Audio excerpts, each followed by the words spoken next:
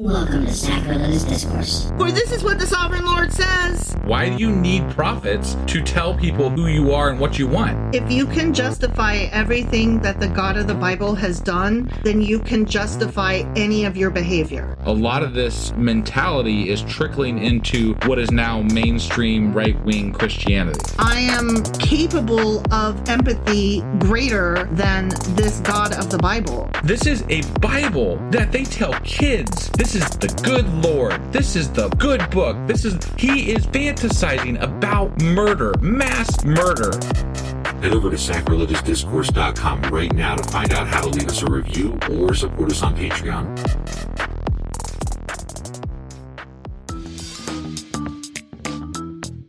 Hey there, sinners and saints. It's your favorite Bible-bashing duo from Sacrilegious Discourse, and we need your help. That's right, folks. We're raising funds for some heavenly equipment and a studio that doesn't sound like it's in the depths of hell. Our current setup, let's just say it's more apocalypse than audiophile. So if you want to hear us dissect the Bible without the background noise of demonic squirrels, chip in a few bucks. We're aiming for $5,000 to upgrade our audio and build a studio worthy of blasphemous banter.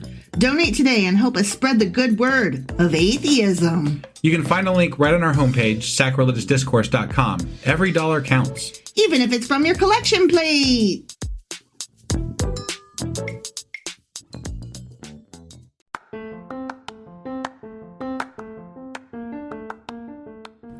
Welcome to Sacrilegious Discourse. I'm husband. And I'm wife. Together, we're reading the Bible for the very first time. We grew up without religion and wanted to know what all the fuss was about. Well, what have we learned so far? That God is a dick, and apparently some people believe in talking donkeys? We're not trying to pass ourselves off as experts. Nope, we're just reading the Bible for the first time and giving our first take reaction. If you'd like to join us in this venture, you might consider starting at episode 1. Otherwise, jump in wherever you like. All right, let's go read the Bible. Yeah, let's get to it. Husband! Wife! Do you remember where we're at? We are in Psalms. And No, we are not in No, we're not in Psalms. Jesus. God. I suck. No, we're in Proverbs. We Fuck. are in Proverbs. We're only this is the third episode in. I know. My brain has to transition. And it hasn't quite gotten there yet. Sure. So And Proverbs are a little bit better than Psalms, I think we decided thus far. yeah, I think I as far as, being able to have some feedback for what they're saying, it feels a little bit more meaty. It's readable. Yeah. The readability factor is there. For sure. Yeah. All right. So I think yesterday we read chapters 4 through 6. Correct. And we're in the midst of a set of 9. Is that correct? Yes. The first 9 Proverbs are the Didactic Discourses. And so we're finishing those up today.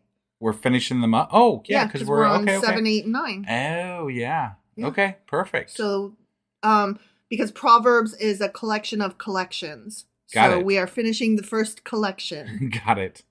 All right, so you ready to get into this then? I am. Let's do it. Okie dokie.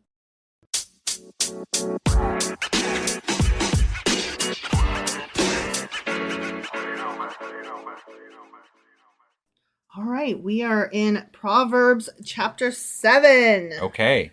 My son. My son. My son. Okay. Keep my words and store up my commands within you. Keep my commands and you will live. Guard my teachings as the apple of your eye. That actually, okay, I'm just going to interrupt myself. Sure. Okay. There was a brief little note about it that it translated to little man in the eye. Really? Like a little person in your eye, like that's running the machine, Interesting. Yeah. But that's interesting. yeah. I thought that was interesting. Well, I was going to ask, like, do you get they want you to store all this stuff in yourself or whatever? Do you get like a floppy disk or something? I get those that are outdated. Yeah, but what do you call them now? They're the USB drive. You get like a thumb drive, right? Yeah, you give it to the guy in your eye. And he's got a thumb drive holder. He's got an apple. Just insert it right into the eye there, huh? He's got an apple. Okay. Yeah. Oh, they got Apple, huh? Okay. Apple of your eye. Right. Yeah. That's what I'm saying. Okay. Bind them on your fingers. Write them on the tablet of your heart. See? You got a tablet in your heart. I see. See? Say to wisdom, you're my sister. And to insight, you're my relative. Wait, we got insight now? We got wisdom and insight, huh? Okay. We do. Did we have insight in the last chapter? I don't think so. I thought there was something else. I had a note about the various people that we meet today. So I don't think we met anybody but wisdom personified. Got it. Yesterday. Personifying a lot of interesting things. It's very Greek of them. They will keep you from the adulterous woman, from the wayward woman with her seductive words. You always got to worry about those adulterous, seductive women with the honey on their lips. That bitch with the honey. The fucking honey. That bitch with the honey better stay back. I'm going to punch her in the twat. Why do they always got to have honey on their lips? Stay away from my man. At the window of my house, I looked down through the lattice. Okay. So now this is the person. The author, not the author, the narrator is telling a story, a proverb, if you will. Sure. Okay. Yeah. Okay. An anecdote. Okay. All right. Okay. So at the window of my house, I looked down through the lattice. I saw among the simple, I noticed among the young men, a youth who had no sense. So he's talking to the dum-dums. He's like, oh, look at that group of dum-dums. Oh, and among that group of dum-dums, there's this one kid. This is the guy that like shakes his cane at you and tells you to get off your fucking lawn. Get off my lawn! Yeah, this kid, he was going down the street near her corner, walking along in the direction of her house at twilight. Not twilight. As the day was fading. He's going to whorehouse. Okay. Yeah. As the dark of night set in. Then out came a woman to motherfucking meet him. No fucking way. Was she a seductress? She was dressed like a prostitute. Fucking hell, what is he gonna do? With crafty intent. Jesus Christ, not crafty intent. Yes. Fuck. She did. Okay. She is unruly and defiant, and you can tell this looking through your window. You just look at her and you can tell she is unruly and defiant. Her feet never stay at home. That bitch always in these streets. Shit. Does she have honey on her lips? I'm not there yet. Oh, He's still talking about her fucking feet. Got it. Now in the street, now in the squares, at every corner she lurks. She's a lurker. Those corners, those bad places. Don't go to those corners. This is my corner. Get your own. She took hold of him. Damn. Jeez. And kissed him. Not that. Oh my God. This guy is such he did not stay on that straight path. Okay, but let me tell you what. If you are walking down the road and some bitch comes up and kisses you, you better shove her into the grass and be like, bitch, I don't care that you are a woman. You do not assault me like that. Right. That is molestation. You don't just walk up to people and fucking kiss them. Right.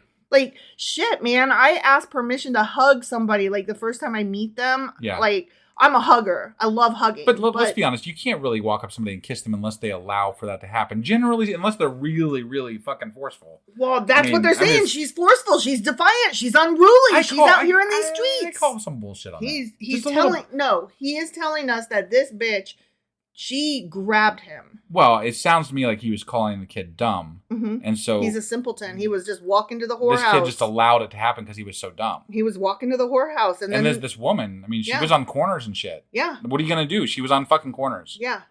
I don't know why he was walking that direction, but he shouldn't have been. Today. Oh, wait. She kissed him, and with a brazen face, she said, today, I fulfill my vows, and I have food from my fellowship offering at home. So I came out to meet you. I looked for you, and I have found you. Oh, here come her honey lips. Okay. She's like lying and like slurp, slurp, baby. Yeah, right. I have covered my bed with colored linens from Egypt. Oh, damn. See, now we would say it's she's 500 thread count, you know? I have perfumed my bed with myrrh, aloes, and cinnamon. She's pitching hard here. She's like... My bed smells good. Like, this is... yeah. My punani does not stink. Right. She's putting on the hard sell here. Yeah.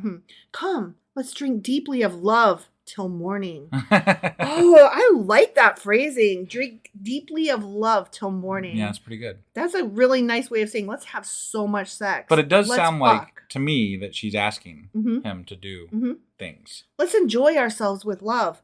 Oh, shit. Guess what the next sentence says? What? My husband is not at home. Oh. That was not a whorehouse. No, that was a house. Yeah. Okay. So she's just an adulteress. She's apparently. just a skank. Yeah. Okay. Who knew? Well, whatever. I mean, you know. She's lonely. He has gone on a long journey, and she needs something to fill her up. Right. Yeah. He took his purse filled with money and will not be home till full moon. I don't know how long that is, but it sounds like it must be a long time. So she's like, oh no, he left me bereft with no dollars. Do you have any? I'll fuck you. With persuasive words, she led him astray. She seduced him with her smooth talk. Yeah, she did that. He had nothing to do with it. Not at all. No. Nope. He was a prisoner. Yeah. He was just a dumb kid, you know? Honey is sticky. He was led astray off that straight path. Mm-hmm. He went crooked. He walked by that lady's house. He went left when he should have gone straight. Yeah. So. All at once, he followed her like an ox going to the slaughter, like a deer stepping into a noose, till an arrow pierces his liver, like a bird darting into a snare, little knowing it will cost him his life. Damn. She is married, so if the husband finds out that she fucked right, but him, I don't think that's why, though. I feel like this is because it's like not the straight path. Well, there's two threats here. They went into this in the last set of chapters, that there's two threats. One is the physical harm that will happen to you should the husband find out. He's gonna take your land. He's gonna hurt you. He might even kill you, and it will be fine if that happens. Right. So watch your shit. Yeah. Okay. And then the other is like the spiritual punishment, which is going to hell and stuff like that. Got it. So she could doubly ruin him. Okay. Now then, my sons, listen to me. Pay attention to what I say. Do not let your heart turn to her ways or stray into her paths. Oh, okay. Don't go past her house. Right. Don't offer to mow her lawn. Okay? Many are the victims she has brought down. Her slain are a mighty throng. Wow. I've got to wonder why God would allow this, quote unquote bad person to continue to live, because I thought, based on things that they said about God, or God said in Psalms and some other chapters, that he would just, kill them. Yeah. So that's what I thought. If they're a bad person. Yeah. And all. Yeah. So, but apparently not. I don't think she's bad. She just likes sex. Right. I mean, that's how I feel about it. I don't know their marriage. Like, seriously. I'm not saying that it's the right thing to do. No. But, I mean, it's not like she's murdering people. She's just cheating on her husband. Right. Whatever. Yeah.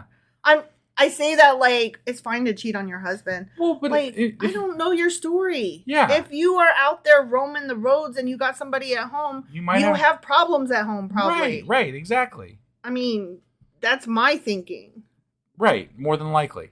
I would imagine so. Yeah. I mean, I don't know, whatever. Right. I don't know how to transition sometimes, and so I just keep like going. Right. Her house is a highway to the grave, leading down to the chambers of death. Boom. Yeah. Okay. Uh-huh. All right. So Proverbs chapter 7 notes. We are still, as you pointed out, in the Didactic Discourses, which we are finishing up today. Yeah. Okay. The wiles of a harlot, warning against adulteresses. Okay. Mm-hmm. This chapter has the following structure. Verses 1 through 5 are parental instruction to accept teaching against the wiles of the harlot. Right. Okay. Yeah. Wisdom, with a capital W, is to be treated as a sister or a bride. Right. To counter the attraction to the adulteress. Okay. So use your brain. So dumb kids just have an innate disadvantage already. Right. So. Because men's brains don't finish developing fully until they're in their, mid-20s? Early 20s? I don't know. 60s? Who knows? All right. The next set of verses, 6 through 27, is the crafty harlot. And we get an example story on the wiles of the harlot. So a proverb. Yeah. And then the concluding instruction to avoid the harlot. Right. Okay. Right. Now, I thought this note was interesting, and this applies to all three of these chapters. Okay. Some early manuscripts containing the text of this chapter and the next two. Yeah. In Hebrew are of Masoretic text. Okay. Which includes the Aleppo Codex and Codex Leningradensis. Okay. Sure. So they're the documents they found in Aleppo and in Leningrad. Oh, okay. All right. And they call them Codex whatever city they were found in. Okay. Yep. Fragments containing parts of these chapters in Hebrew were found among the Dead Sea Scrolls. Oh. Yeah. Okay. How about that? Those I know. Yeah. Yeah. Okay. So now we're going into chapter 8. Okay. Proverb number 8. Okay. Does wisdom call you out? Oh, wait. Does not wisdom call you out? I have not heard from wisdom recently, and that it's not, Does your brain tell you, Sure, I don't know. Does Whatever. not understanding raise her voice? Now, understanding is a separate person from wisdom. Right, much did like discuss insight that. was Yeah, before. yeah. So, Yeah. okay. No, but you were right. We talked about wisdom And understanding. last yeah. night Okay. being separate from understanding. Okay. And now, so insight is who we've been Sure. Introduced to. Introduced to. I could not get that word out. I was like, instruction, no. Invited, no. Introduction. Yeah. Okay. At the highest point along the way where the paths meet, she takes her stand. She being understanding. Okay. Beside the gate leading into the city, at the entrance, she cries aloud, "To you, O people, I call out. I raise my voice to all mankind. You who are simple, gain prudence. You who are foolish, set your hearts on it. Listen, for I have trustworthy things to say. I open my lips to speak what is right. My mouth speaks what is true, for my lips detest wickedness." I never understand people who say, "Trust me." Right, because Like, if you're talking to people who would trust you, they would trust anybody, really, if you Yeah. said, "Trust me," right? yeah. I mean, that's kind of the problem with society today, isn't it? Like, people just trust idiots, and Well, because they're like, "This is the truth. I'm telling the the speaker truth." doesn't get to be the one that declares themselves as fair or as honest Tell or Trump as that. trustworthy. I mean, my ex used to say, "I'm being fair." Right? No, I'm saying that's what I'm saying. Like, people say that all the time. That is a thing that people use. And like I had to explain, like, no, fairness is an objective thing that we can look at on paper. Like, it can be quantified. You don't get to just tell me that you're being fair and then I take your word for it. To you, that's what it is, not to everybody that's out there in the world. Yes, I agree with you. It is something that can be put on paper and be quantified, but people don't have always the best gauge for what is fair and what is true. So it's hard to lay that out as a fact. No, I know. So I know. It just how do you I don't know what I'm trying to say, but it's so frustrating when somebody declares themselves fair or trustworthy. I'm just like, you don't get to do that. We, the viewers, we judge you as such. Yeah. We tell you if we think you are fair or trustworthy. Sure. Yeah. Like, you can't just like walk around being like, "I'm awesome." Like, are you? All the words of my mouth are just. None of them is crooked or perverse. Just believe me, because I said so. They're spending an awful lot of time trying to sell how correct and just they are. Honest. I'm so fucking honest. Yeah. Do you believe me? To the discerning, all of them are right. They are upright to those who have found knowledge. With a capital K. Okay. Choose my instruction instead of silver. Knowledge rather than choice gold, as opposed to that unchoice gold. Sure. Yeah. Some gold is better than others. Right. For wisdom is more precious than rubies, and nothing you desire can compare with her. Okay. I want to fuck the shit out of wisdom. I mean, if wisdom personified was walking down the road and she had honey on her lips, I would fuck her. I'm just telling you that. There you go. See. Because wisdom has something to offer. Apparently more than rubies, yeah. Mm-hmm. Yep. Mm-hmm. I, wisdom, dwell together with prudence. Oh, now we're meeting prudence, huh? Okay. I possess knowledge and discretion. To fear the Lord is to hate evil. Well, that jumped a track. Okay. I hate pride and arrogance, evil behavior, and perverse speech. Isn't it prideful to go around boasting that you're honest and it trustworthy really is. and righteous? Yeah, I don't. This isn't sitting well with me because No. most people that tell me how wonderful and right they are, I immediately don't think that of them. Exactly. So Exactly. this has the opposite effect on me. Counsel and sound judgment are mine. I have insight. I have power. By me, kings reign and rulers issue decrees that are just. By me, princes govern and nobles, all who rule on earth. I love those who love me. Oh, I can relate to that. I too love those who love me because I'm a needy fuck. And seriously, like, if you like me, you could be the biggest asshole, but if you like me, then I instantly like you. because I like being liked. Sure. Yeah. Okay? It validates me. I see. And those who seek me, find me. Peekaboo. Okay. All right. With me are riches and honor, enduring wealth and prosperity.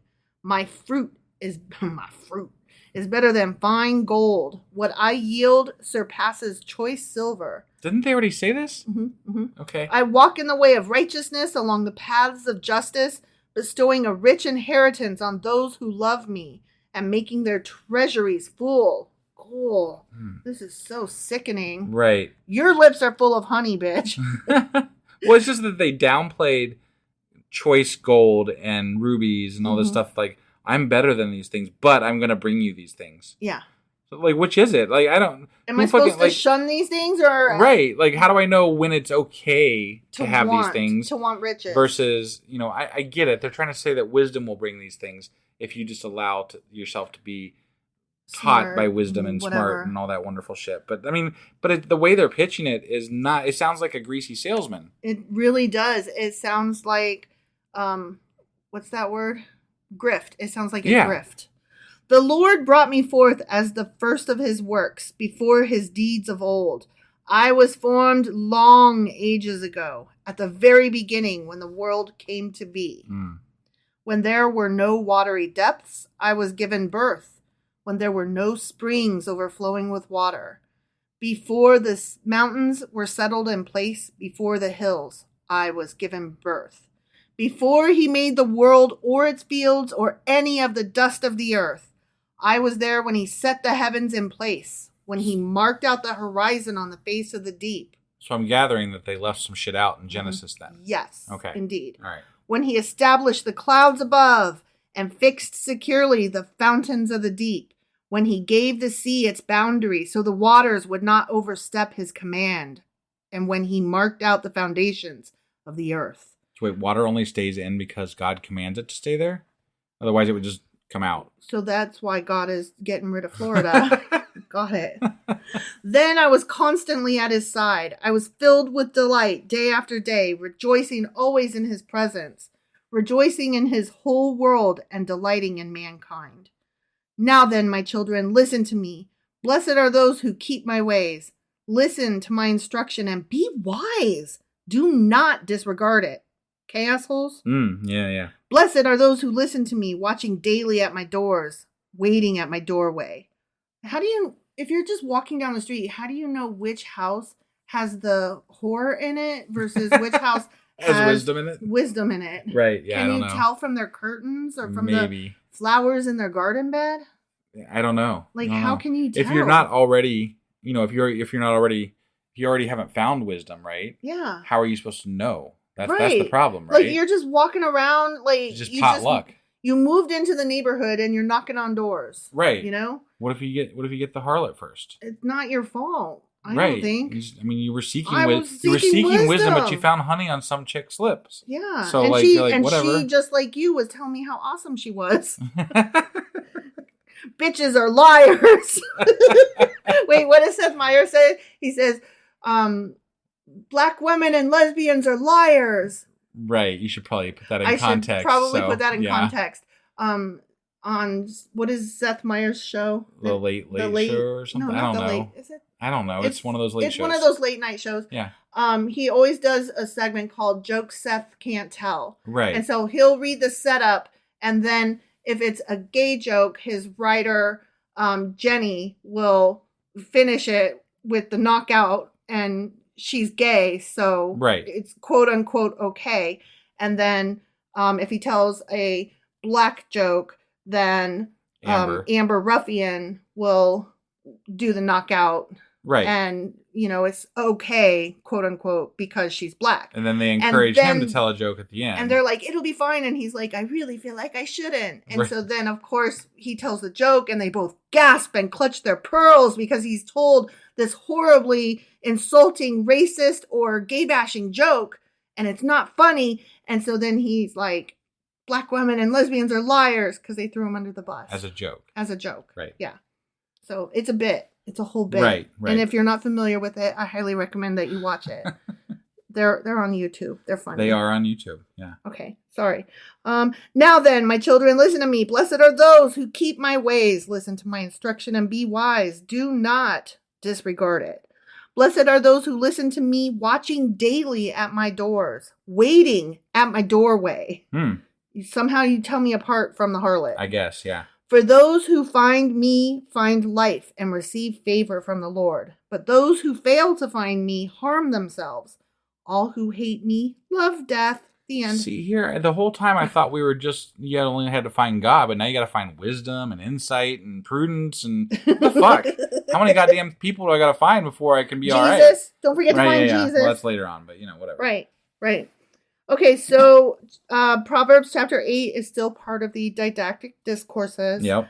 And this chapter was the excellence and eternity of wisdom, and it's also called Wisdom's Call. Okay. Mm-hmm. This chapter contains wisdom's so-called second speech, because we heard the first speech in chapter 1. Got it. Yeah. So this is like wisdom's re-up. Got it. Okay. Mm-hmm. In chapter 1, though, wisdom proclaims her value.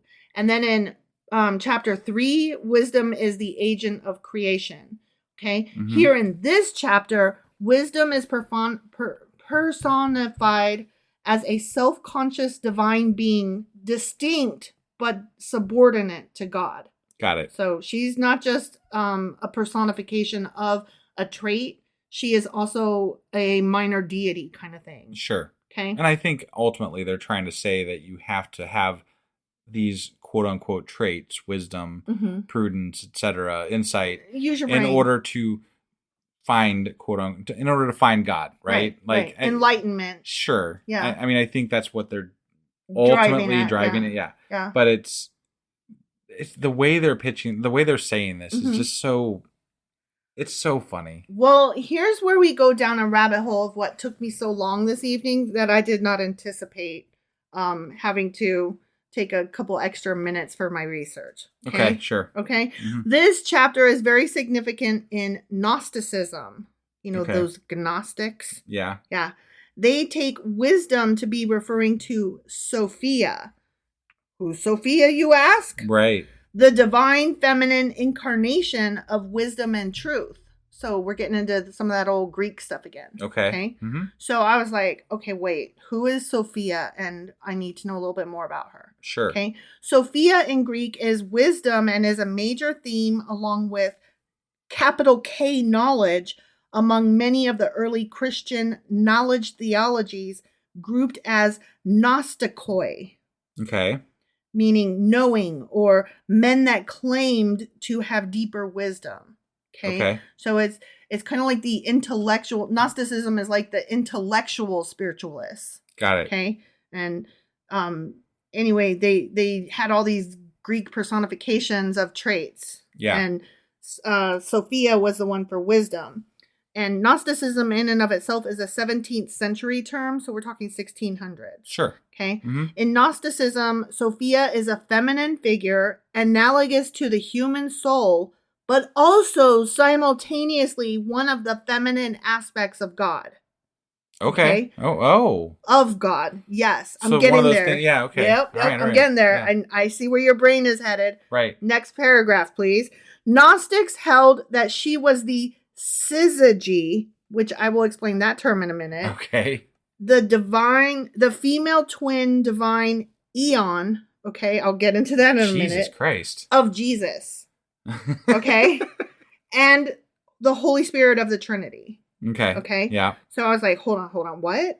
Okay. In many Gnostic systems, various emanations of God are known by such names as one with capital O. Okay. Monad. Aeon, Bythos, which means depth or profundity, Proarche, meaning before the beginning, Arche, meaning the beginning, and eons. Okay. Aeons. Got okay? it. Yeah. And these different entities, okay, they form male and female pairs, which is called a syzygy. Okay. So to go back to what I said, Gnostics held that Sophia was the syzygy of Jesus. She was the female half of Jesus. Got it. Okay. Yeah. So they were one and the same, but also separate, but the same person, but like cut in half kind of thing. Okay. Okay. Yeah. Like that. And goes, this is where the pastor that we used to know, where he was talking about the female and the male side of the God. same God. Right. Yeah. Okay. Yeah. So yes, I was like, I see your brain going that way. That's interesting. And I had never heard of this stuff till he said it, and now I'm like, that doesn't seem like it would be in the Bible. And if it was, like, what? But it's like Bible adjacent. Okay. There's a lot of Bible adjacent stuff.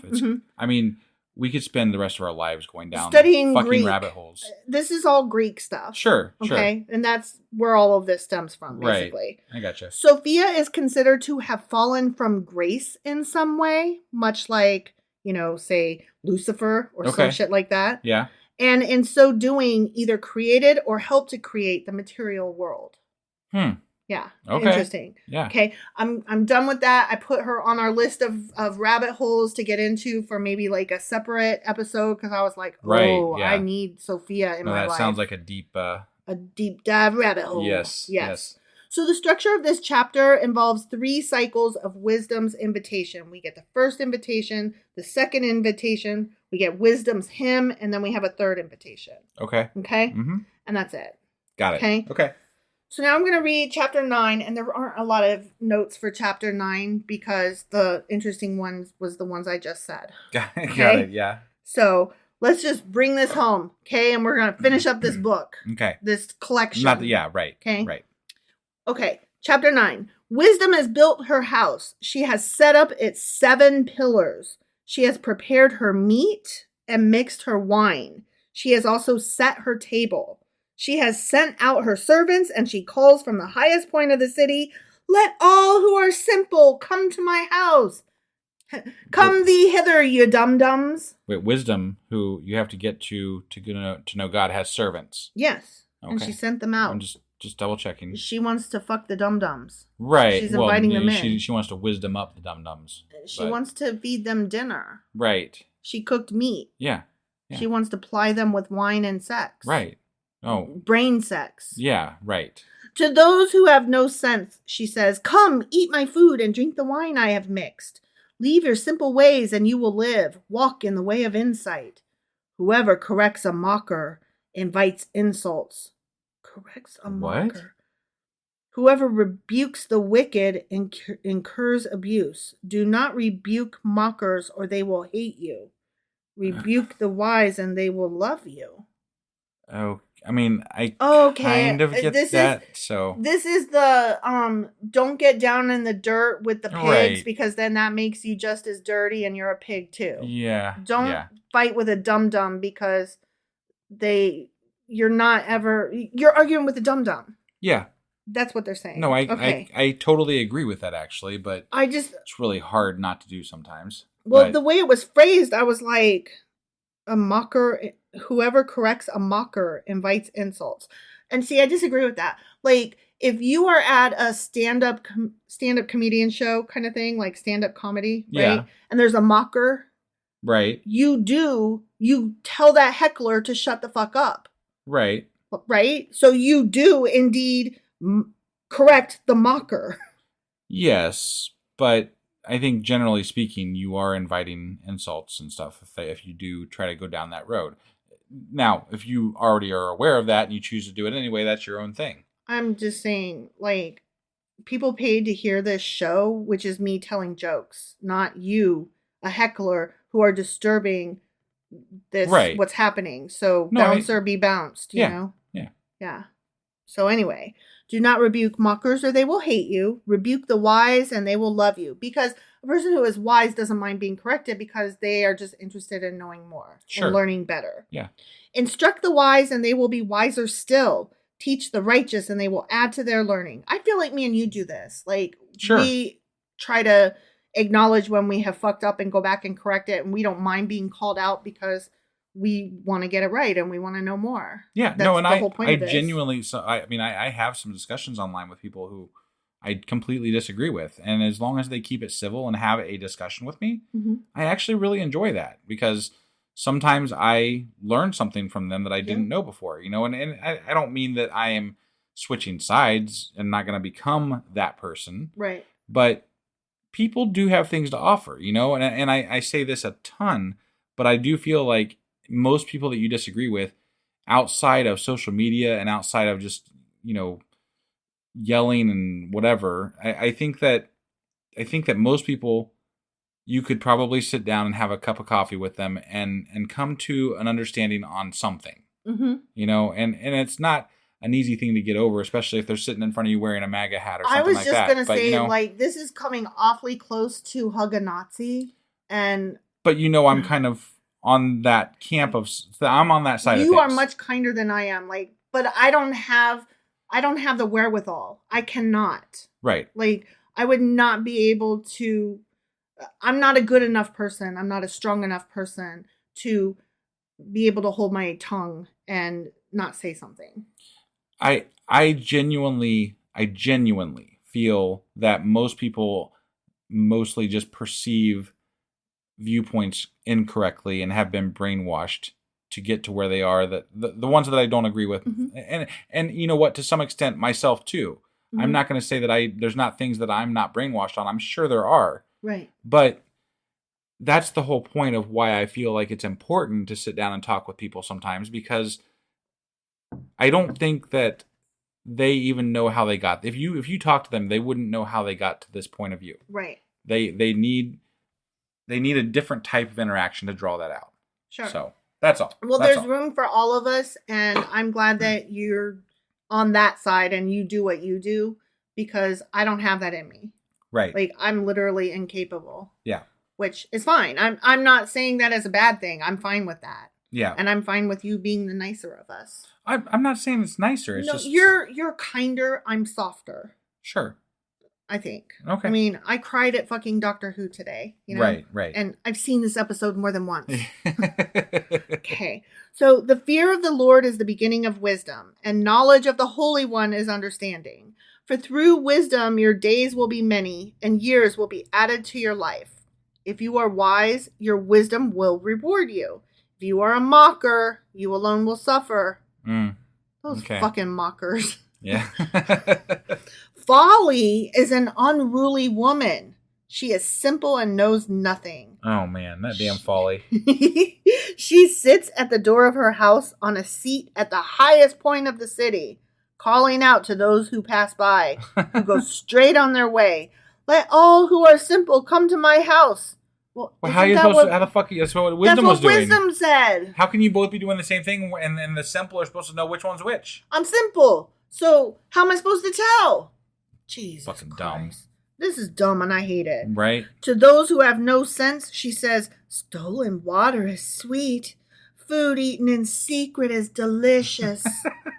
But little do they know that the dead are there. Oh, damn. She got her house dead haunted. Are there. Damn, she got zombies. What? That her guests are deep in the realm of the dead. It's gonna be like a zombie orgy. I'm not going in that house. I hear a noise in the basement. I'm not going to investigate. Right. I am calling the cops. But you know what? If it is a zombie orgy, they've got the moaning bit down. So that part's... yeah, that does sound like a right, zombie. Yeah.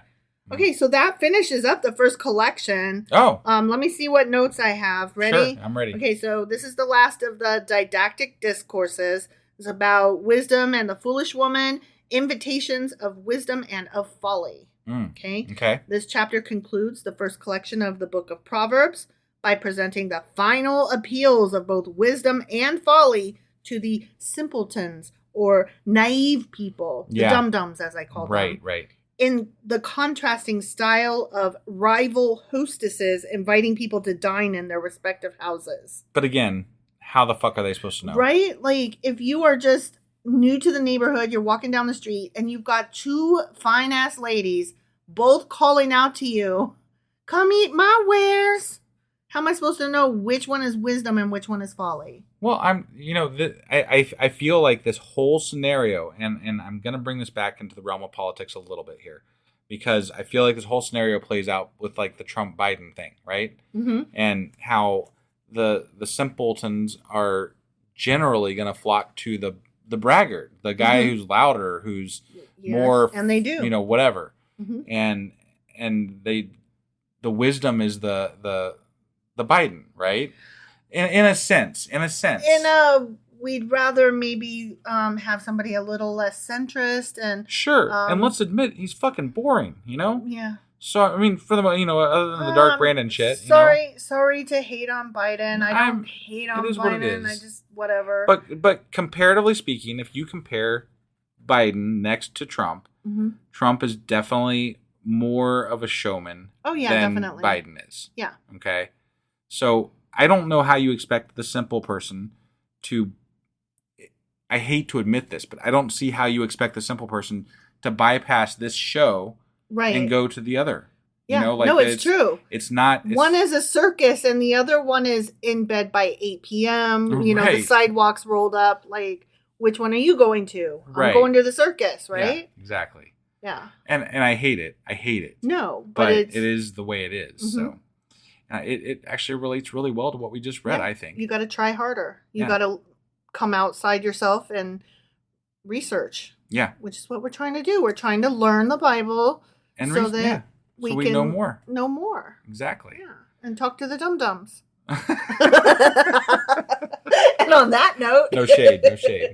Yeah. All right, guys. Oh, no, I wasn't calling our listeners dum-dums. I didn't think you were calling. No, I was anybody who's listening that's, not on our team of atheism. Oh. There are people out there that are pastors listening to us. Are there hate listeners? Or I don't know that they're hate listeners, but there are pastors listening to us. Okay. Well, okay. So I'm just saying, no shade, Sorry I called you a dum-dum.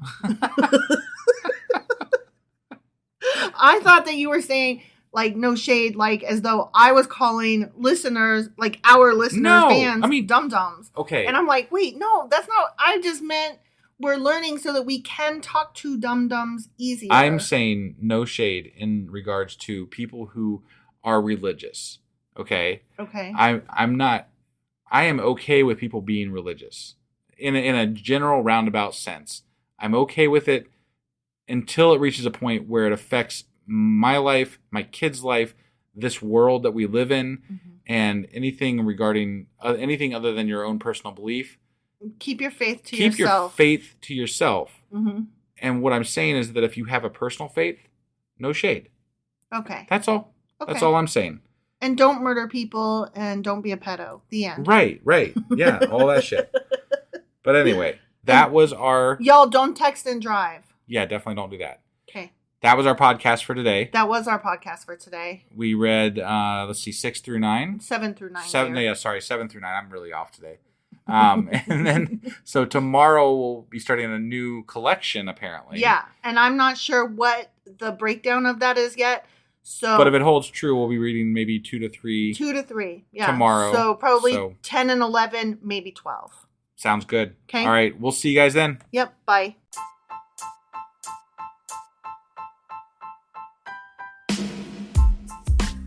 Hey, wife, I guess that's the end? But husband, that's just sad. It doesn't have to be. We are on lots of social media platforms like Twitter. Our handle there is sacrilegious_D. For D's nuts. Oh my God. Stop doing that. Anyway, we're also on Facebook, Instagram, and Pinterest. There's a link to all of our social media sites at our website. Ooh, we have a website? Yeah, it's sacrilegiousdiscourse.com, where you can also find a link to our merch shop. We have a merch shop? Yep. We have podcast-themed clothing, mugs, notebooks, and more, as well as an atheist and science-themed products. Wow, our fans should really go check that out right now. Definitely. They can get in touch with us by sending an email to sacrilegiousdiscourse@gmail.com. But before they do that, we could really use some help. Oh yeah? With what? Well, it's not free running the podcast, and we need some financial support in order to get better equipment, which will free up time so we can concentrate on our podcast and our fans. Okay, so what should they do? Head over to patreon.com/sacrilegiousdiscourse and sign up as a contributor on our podcast. Supporters there receive additional bi-weekly episodes that we record just for our Patreon members for as little as $2 a month. Also, we'd really appreciate it if you would like and subscribe on whatever platform you're using. And Apple Podcast reviews help us out tremendously. Like and subscribe. Leave an Apple review. Join us on Twitter. Support us on Patreon. That's a lot of instructions. Don't forget to say thanks. Thanks. Okay, bye.